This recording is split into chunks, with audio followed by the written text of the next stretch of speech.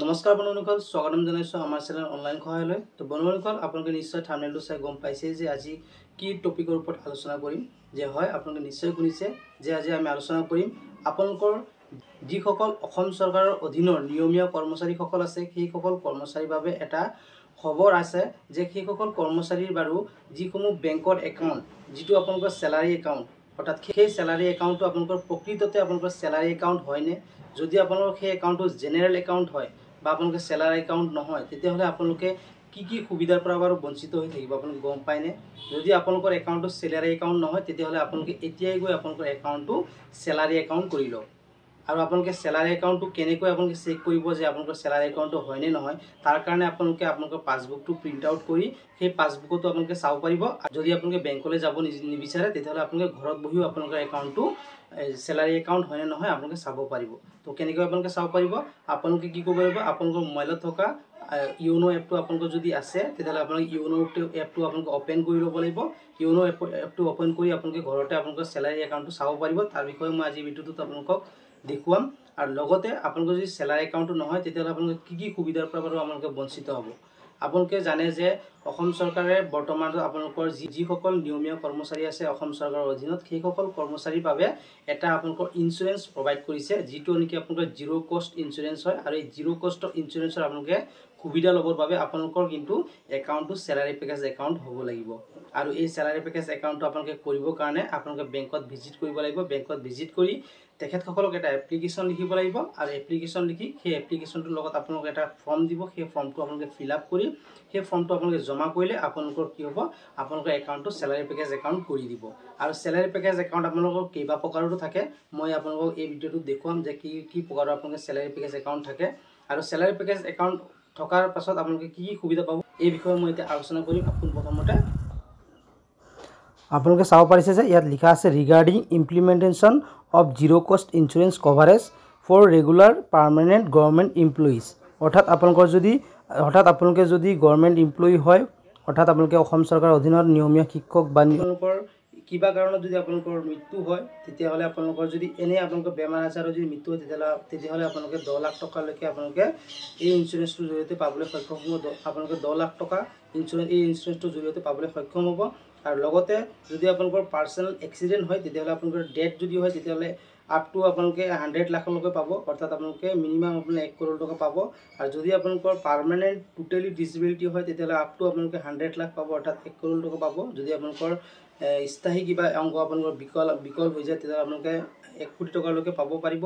আৰু যদি আপোনালোকৰ পাৰ্চিয়েলি ডিচেবিলিটি হয় পাৰ্মানেণ্ট, অৰ্থাৎ আপোনাৰ যদি অংগ বিকল হয়, তেতিয়াহ'লে আপোনালোকে 80 লাখ টকালৈকে পাবলৈ সক্ষম হ'ব। আৰু যদি আপোনালোকৰ কিবা কাৰণত যদি এয়াৰ এক্সিডেণ্ট হয়, যদি আপোনালোকৰ কিবা কাৰণত যদি এয়াৰ এক্সিডেণ্ট হয়, তেতিয়াহ'লে আপোনালোকে 200 লাখ টকালৈকে পাবলৈ সক্ষম হ'ব, 2 কোটি টকালৈকে।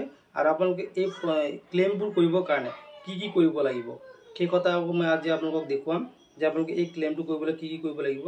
যদি ভগৱানে নকৰক আপোনাৰ কিবা এটা হৈ যায়, তেতিয়াহ'লে আপোনালোকে এই ক্লেইমবোৰ কেনেকৈ কৰিব বা আপোনাৰ নমিনীজনে আপোনালোক কেনেকৈ এই ক্লেইমটো ছাবমিট কৰিব, এই সম্পৰ্কে মই আজি এই ভিডিঅ'টোত জনাম। আৰু আপোনালোকৰ নমিনী কাক দি আছে আপোনালোকে চেক কৰি ল'ব পাৰিব। মই সেই সম্পৰ্কেও আজি এই ভিডিঅ'টোত দেখুৱাম যে আপোনালোকে নমিনী কেনেকৈ চেক কৰিব, কোন আছে।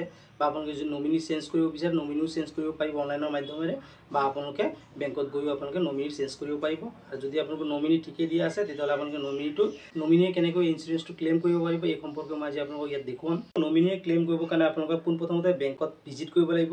বেংকত ভিজিট কৰাৰ পাছত তেখেতে এখন এপ্লিকেশ্যন লিখি দিব লাগিব। এপ্লিকেশ্যন এখন লিখি দিয়াৰ পিছত এই এপ্লিকেশ্যনটোৰ ভিত্তিত বেংকে এখন ফৰ্ম প্ৰভাইড কৰিব, বা বেংকৰ লগত যি টাই আপ কৰা আছে ইঞ্চুৰেঞ্চ কোম্পানী, সেই ইঞ্চুৰেঞ্চ কোম্পানীয়ে এখন আপোনালোকক ফৰ্ম প্ৰভাইড কৰিব, ক্লেইম ফৰ্ম। সেই ফৰ্মখনত আপোনালোকে সকলোখিনি তথ্য ফিল আপ কৰিব লাগিব। ফিল আপ কৰাৰ পাছত আপোনালোকে ছাপৰ্টিং ডকুমেণ্টছ হিচাপে আপোনালোকৰ ডেথ চাৰ্টিফিকেট দিব লাগিব, FIR দিব লাগিব, মেডিকেল ৰিপৰ্টছ দিব লাগিব, আৰু নমিনী আৰু লিগেল হেয়াৰ ডিটেইলছ দিব লাগিব। অৰ্থাৎ নমিনীৰো আপোনালোকৰ ডিটেইলছ লাগিব, যেনেকৈ পান কাৰ্ড, আধাৰ কাৰ্ড, ভোটাৰ ID কাৰ্ড, এনেকুৱা ধৰণৰ ডকুমেণ্টছ লাগিব। আৰু লগতে যিজন এমপ্লয়ীৰ ডেথ হৈছে সেইজনৰ ডেথ চাৰ্টিফিকেট লাগিব, FIR লাগিব, মেডিকেল ৰিপৰ্ট লাগিব। এইখিনি তথ্য লৈ আপোনালোকে বেংকত ভিজিট কৰিলে আপোনালোকৰ বেংকৰ ফালৰ পৰা এটা ফৰ্ম দিব। বেংকৰ ফালৰ পৰা আপোনালোকক এটা ফৰ্ম দিব, ক্লেইম ফৰ্ম। সেই ক্লেইম ফৰ্মটো ফিল আপ কৰি আপোনালোকে এই লগত ছাপৰ্টিং ডকুমেণ্টছখিনি দি দিলে আপোনালোকৰ ক্লেইমটো ছেটেলমেণ্ট হৈ পেলাই আপোনালোকৰ নমিনীজনৰ একাউণ্টত ক্ৰেডিট হৈ যাব। আপোনালোকৰ যদি চেলাৰী 10,000 পৰা 25,000 টকা লয়, তেতিয়াহ'লে আপোনালোকৰ একাউণ্টটো চেলাৰী পেকেজ একাউণ্ট হ'ব, চিলভাৰ চেলাৰী পেকেজ একাউণ্ট হ'ব। আৰু যদি আপোনালোকৰ চেলাৰী 25,000 পৰা 50,000 টকালৈ হয় তেতিয়াহ'লে আপোনালোকৰ একাউণ্টটো গোল্ড চেলাৰী পেকেজ একাউণ্ট হ'ব আৰু যদি আপোনালোকৰ চেলাৰী 50,000 পৰা 1 লাখ টকালৈ হয় তেতিয়াহ'লে আপোনালোকৰ ডায়মণ্ড চেলাৰী পেকেজ একাউণ্ট হ'ব আৰু যদি আপোনালোকৰ চেলাৰী 2 লাখ টকালৈকে হয় তেতিয়া 2 লাখ টকাৰ ওপৰ হয় বা 2 লাখ টকা হয় তেতিয়াহ'লে আপোনালোকৰ ৰুডিয়াম চেলাৰী পেকেজ একাউণ্ট হ'ব আৰু ইয়াত আপোনালোকৰ ডিফেন্সৰ যিসকল ডিফেন্সৰ কৰ্মচাৰী আছে অৰ্থাৎ আপোনালোকৰ ইণ্ডিয়ান আৰ্মি হওক বা আপোনাৰ CRPF হওক বা মানে চেণ্ট্ৰেল গভৰ্ণমেণ্টৰ আণ্ডাৰত যিসকল ডিফেন্সৰ কৰ্মচাৰী আছে সেইসকল কৰ্মচাৰী কিন্তু আপোনালোকৰ ডিফেন্স চেলাৰী পেকেজ একাউণ্ট থাকে অৰ্থাৎ সেই একাউণ্টটো টোটেলি এই যিসকল অন্যান্য কৰ্মচাৰী আছে সেইসকলতকৈ কিন্তু অলপ পৃথক হয় আৰু যিসকল আপোনালোকৰ ৰেলৱে কৰ্মচাৰী আছে সেই ৰেলৱে কৰ্মচাৰীসকলক কিন্তু অলপ পৃথক হয় এই ইঞ্চুৰেঞ্চটো থাকে সকলোৰে কিন্তু ৰেলৱেসকলৰ কাৰণেও পৃথক ডিফেন্সসকলৰ কাৰণেও পৃথক আৰু অন্যান্য কৰ্মচাৰীসকলৰ কাৰণেও এই ইঞ্চুৰেঞ্চটো কিন্তু আপোনালোকৰ পৃথকে হয় আপোনালোকে পোনপ্ৰথমতে আপোনালোকৰ ইউনো এপটো অপেন কৰি ল'ব